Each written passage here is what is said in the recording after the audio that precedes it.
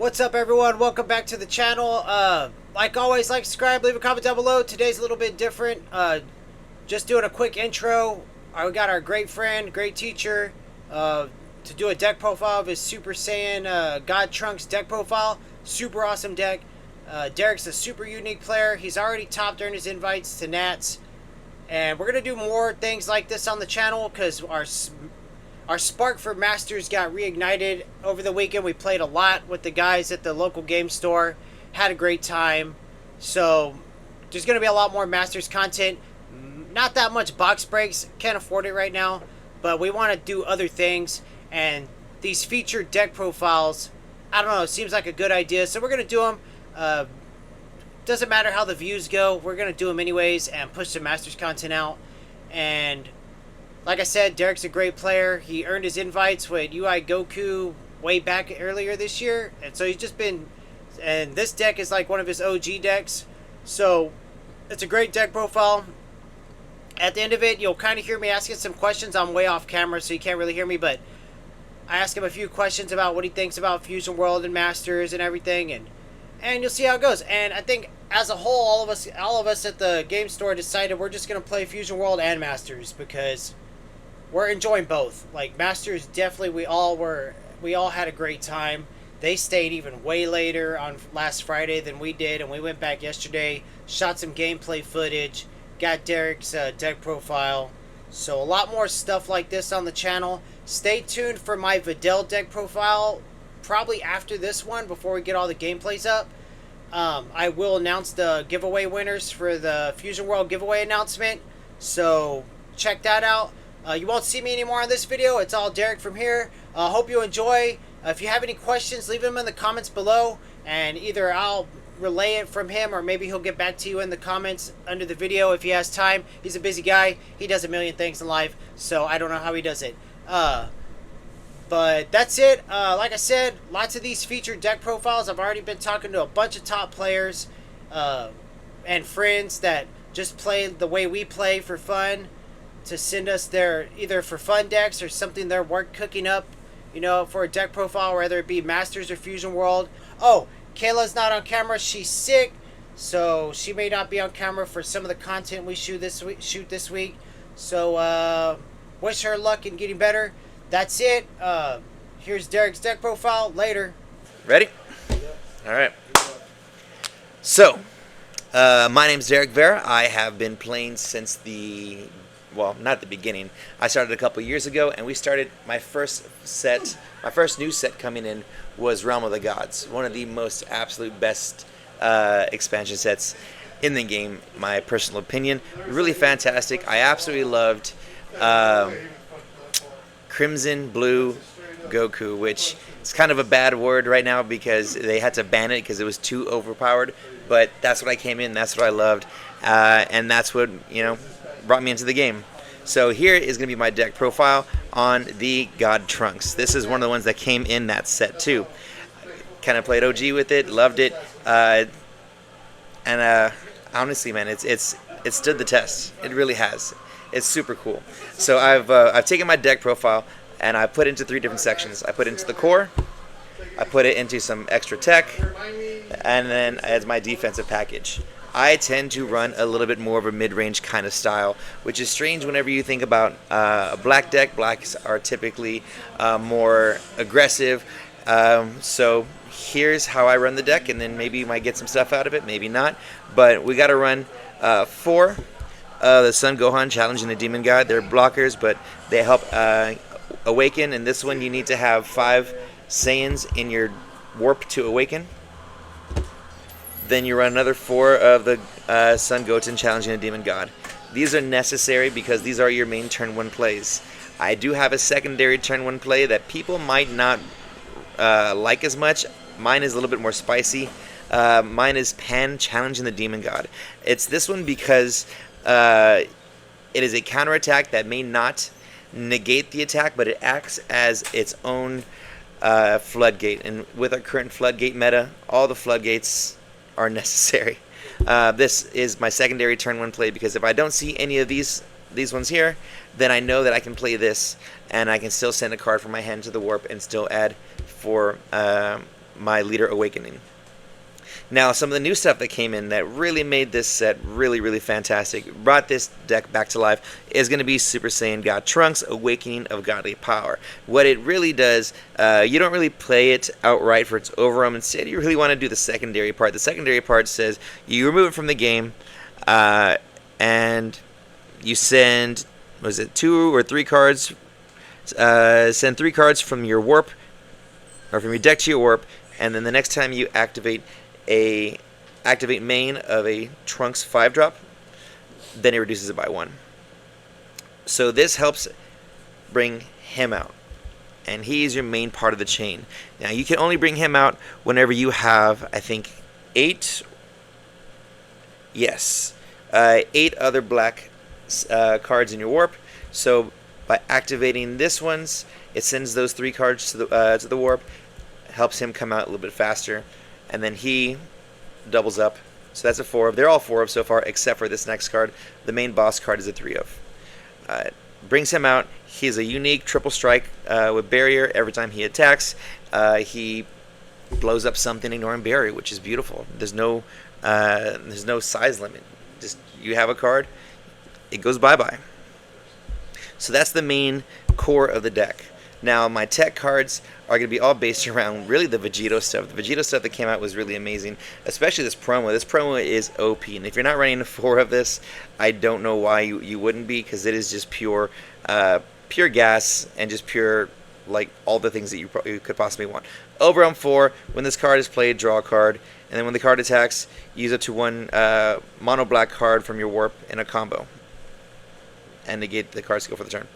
So you're Z charging. You're drawing, you're Z charging, and it becomes a 25k attacker. Beautiful card. Absolutely amazing. And it has both Vegeta and Goku Xeno. Next one. You know this card, you love this card, or you hate this card because it's been used against you. This is just your standard SS4 Goku. No, sorry. SS4 Goku Beyond All Limits. This one, you play it for Overwhelm 6. You get to bring back something from your warp between 3 to 7 back to your hand. Now, that can be a couple of things, mainly being this guy. Everybody likes to run it with him because anytime you have a Goku out with 30k power, you just pay 1 for him and he comes out and he stays main boarded. The SS, so this was a 3. This one's going to be actually a 2. It's a 2 because sometimes I want to pull him, sometimes I want to pull somebody else. Somebody else could be this card, which is a mandatory 4 of in all black decks. The SS4 Son Goku and Super Saiyan 4 Vegeta striking a weak point. That is your main counterplay of the deck. It is so good because on play, you burst 2, so which brings a little more into your overwhelm, and then it also allows you to warp something. You draw a card, Z-charge, and then warp something on your opponent's turn. Super, super good. And then 2 of the SS4 Vegetos, because why have all these Super Saiyan 4s if you can't run this guy? And this guy could be a game ender. I mean, he's a 30k barrier blocker, burst 2 at the end of your turn, restand him. He's all profit, no loss. And of course, this is the best secret rare in the game for black, in my opinion. People argue that it could be the other Cumber. I don't think that the other Cumber even holds a candle to this guy, because this guy, if he finds his way outside of your hand, into your drop, into your warp, you can always play him out. You'll find a way to play him out. So, core, tech cards. So I'm going to move these guys over to the side, and we're going to bring in my defensive package. My defensive package, like I said, I'm a little bit more of a mid-range guy, so we'll go through and I'll explain this. I run 2 Super Saiyan Bardock the Tenacious. They are just another form of floodgates. They're really, really great. When you play this card, your opponent can only play or can only attack with 1 battle card their next play. A lot of times, when you play it at the beginning of your turn, do your entire turn, and then past turn, your opponent will forget. And they'll start swinging with all kinds of stuff, and like, oh, nope, can't do that anymore, and it disrupts play. And that's how I like to play the game. I like to disrupt the play of somebody else. This is definitely not the super combo that I run in this one. I typically run I think it's a Goten from a previous set. really good. That one just says if you have X amount of cards in your warp, then you act it as a super combo. This one is if your life's at 4 or less. You can use either. It depends on your playstyle, because I tend to run a little bit more of a defensive mid-range. This one is not that big of a deal, but if you want to be a little more aggressive, you definitely want to run the Go-10s. I run 2 the Gohan Hostile Saiyan Encounters, because to me those are just life-saving. If I don't have, if I have 1 in there, I feel like I'll never see it. If I have 2, at least I have a better chance of seeing it, and it's saving my butt somewhere down the line. 3, Time Labyrinth.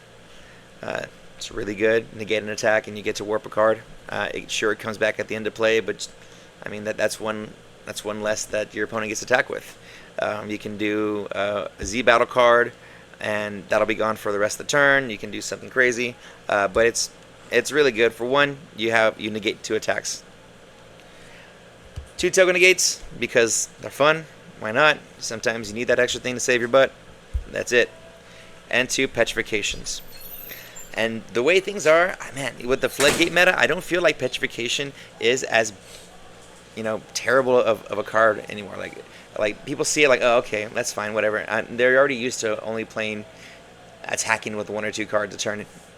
So this one might get sided out. I'm not sure, but it's just really good to have. I like it, especially against the. I like it against the Green Gohan deck. I like it against the Hyperbolic Time Chamber deck, because if I put that on a couple of their key cards, they can't bring out cards from under the Time Chamber. But why did I build my deck this way?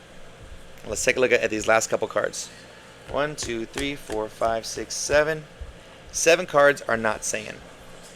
Everything is all Saiyans. Everything from this deck is all Saiyans, so you should be awakening turn 2. There should be no reason why you don't awaken turn 2. These are the only cards that keep you from doing that, and there's so few. But we've already said that we have a pretty solid defensive package. We've already said that you have pure gas here, and not just the core, which this is the most broken boss monster for black, in my opinion, because just its ability to KO something, ignoring barrier, and then have triple strike for 30k, and then have barrier on its own. Yeah, ridiculous. And then you have all these cards here that you can throw into it. This deck is just amazing. Like I mentioned before to my buddy Tim, this is my rogue deck. If the decks that I play cannot beat this deck, if I'm deck building and they don't beat this deck, there's no reason why I'm even looking at them. Current decks that I'm looking at Blue Gogeta. I'm looking at Green Vegito from the new sets that just came out. And then last thing we're going to go into is the Z deck. I won't go into the side deck, because the side deck is ever changing based on the meta, and because the meta is changing as often as it is. Yeah, it's crazy, and you know what? It'll be completely different next year. So first thing, obviously, we have to have the Z Awaken. Z Awaken card, really solid. Spirit boost. It can give it double strike, but if you notice, I don't run a single one of the unisons that gives that ability, because you really don't need it with this. Really, what you're looking for is the fact that you place 2 black battle cards from your warp into your drop, and then choose one of your opponent's battle cards, send it to his owner's warp. Yeah, it's just a Spirit Boost 1, warp a card. And that's what we're doing with this one. I play 2 of these cards. I love the ability to just warp cards on demand. They're attacking me, I can warp cards. That's always fun. The next one that I run my one of is going to be Chilai. Chilai is what I'm using in place of the Supreme Kai of Time. It's really solid, really good for the deck.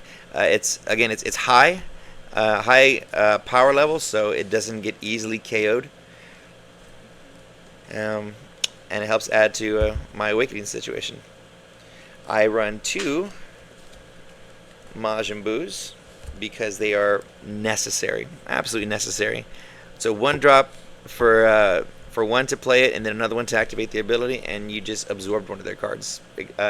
Not ignoring barrier, but it's anytime that your opponent has less cards on the field is pure, just straight amazing because they can't even pull it from their drop or their warp, depending on whatever the deck they're playing. Kidku, just keep putting him in there, and just save it. Yeah, it's good. That's the Demagra, the Wormhole open. I haven't taken it out of the packaging yet. I should. This one's my secondary Z Unison. Very good. It allows me to end the game rather quickly if I need to. I play it out. I double overwhelm. Typically, I'll overwhelm my the Bardock the Tenacious. That way, if I just whiff or if they floodgate me, at least I'll have that on the back end. This card's fun. When this card is played, choose one of your opponent's battle cards and send it to its owner's warp. If there are 10 or more cards in your drop, remove 10 cards from your drop or warp from the game, and it gets 10k in double strike. 25k double strike is fun. It's always nice. This card, because I hate it, my buddy loves it. He wants me to play it all the time. Everybody sees value in it. I don't.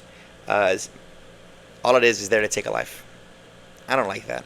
But if I need to Z-Awaken on demand, I guess I can do that. But in my opinion, this just takes up space. I never use this card. And finally, the Spice that kind of helps me get through that last-ditch effort. Yeah, it costs 2, which is expensive for black, but it's a critical card. And for every 7 cards in your warp, it gets 5k power. I've had, I think, most of my deck in my drop by the time that I play this card. So this card becomes an easy 40k before you know it. And that's the profile. That's it. I think the deck is like 54 cards. Not too big, but I do see every card in the deck if you play the deck right. It's really, really good. And like I said, it's the baseline. If the decks that I'm building can't beat this deck, then I move on to the next deck.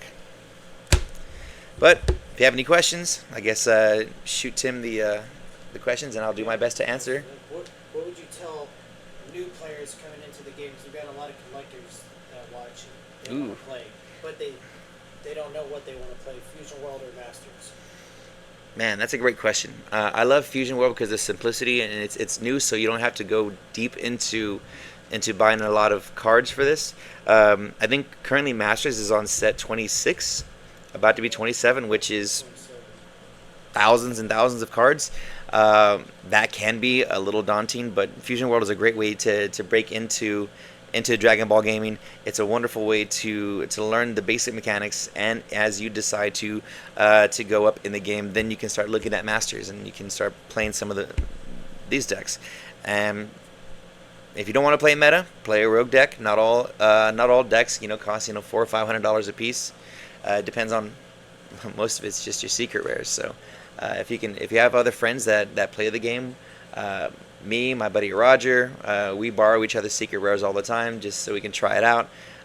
Sometimes it'll be a good week and I'll have another $50 in my pocket, and I'm like, hey, let's go ahead and let's buy this card. But of the two games that Fusion World and Masters, I enjoy playing Masters much more. Not just because that it's the game that I played with more, but I love the complexity and the variability in deck building. Deck building is one of my favorite parts because it is unique to me the way my play style is. I know that you don't have the same play style that I do. Drew doesn't. Roger doesn't. I'm able to build based off what I get into, and I don't mean to sound cheesy, but this is like a way to artistically express yourself in a weird way, because like I said, I play a lot of defense in a black deck, and black decks are typically all aggro.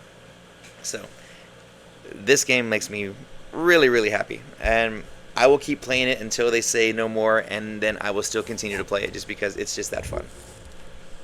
Okay, well, do you think there's going to be a no more? I think there's a no more to everything.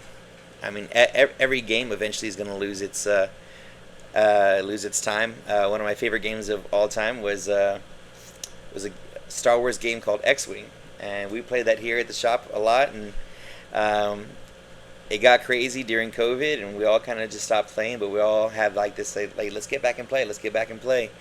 Um, Fantasy Flight, who was the original creator of the game, they sold it to Atomic Mass Games, and they tried to do something different with it. And eventually, the game died, and we still want to play. And I think the same thing's gonna be for this one. There's gonna get to a time and point where this game will have its last set. Do I think it's coming soon? Maybe. How soon? I don't know. It depends on the player base. As long as people keep playing the game and as long as people keep buying cards, yeah, collectors keep collecting. It's gonna stick around. Right now, I think Fusion World, it has a really bright future ahead of it because it can take a lot of the great things that Masters has and perfect it. They have more time to work on it. They have more time to build cards that are one beautiful cards. A lot of the cards, the secret rares and sets that are coming out in Fusion World are just fantastic. They're just beautiful. But then you see some of the cards that in Masters, and they look great too. Like that's the secret rare. I think the secret rare looks beautiful. But if you take a look at some of the other secret rares that I have, I mean, like I have a couple here. The new Gogeta secret rare is just absolutely amazing. Or even my favorite, just because this is my favorite character of all time. Even before like he got his power buff, which was Gohan, and the Beast Gohan looks just amazing. Masters definitely has the best art of any game. We've said it since the beginning, even as much as I hate on it, because that leads me to another question. For people like myself that get burned out because of the power creep, what would you tell players that have been playing for a year or more how to not lose momentum dealing with the power creep? The same way that that Magic players keep playing Magic. Just make fun decks and play fun decks. Try out all the other stuff. I mean, yeah, it's cool to play meta. It's nice to be competitive. But some decks are just really, really, really fun. But Masters does have a pretty wide open meta at the moment. True. Outside of the Kid Q crap. Oh, absolutely. And there's some decks that I absolutely love that'll probably never ever see play ever again. And those are decks that I sometimes bring out just for fun. One of my favorite decks, which I'll probably want to go back to because this is what I first started. Now, of course, there's always like, oh, this card does it better, this deck does it better. But this one was one of the first ones that I started playing, and I do want to go back to it. It's an old Super Saiyan 4 Gohan, and this one comes out with a Piccolo, and I love Piccolo, I love Gohan, and to me the thematics behind that is just really fun too. So play all the decks, play everything you possibly can, and don't be discouraged by someone who only plays meta, because those people, I mean, and I guess that you can count me in that group currently. They're practicing for something. They have a mission in mind. They have a goal in mind, and hopefully, it's not just to beat on the people around them. Hopefully, it's to be better at the game. Now, if you want to play meta on a casual game, then you're just kind of being a jerk. Just have fun with the game, just like any other game that you play. It all has to deal with the people you play with. In terms of power creep, I think there's enough support coming out that really helps bring a lot of the old decks back. Yeah, we needed the break when we took it, but I think coming back the last few weeks is definitely it's been good. Yeah? Yeah, it's been good. What about you? So what keeps you in the game then? The deck building. Yeah? Yeah. It's the only game you could get away with like 15 one-ups if you wanted to, and I'm a freak that likes to do that. Yeah, you do. But like you said, everybody has their own play style.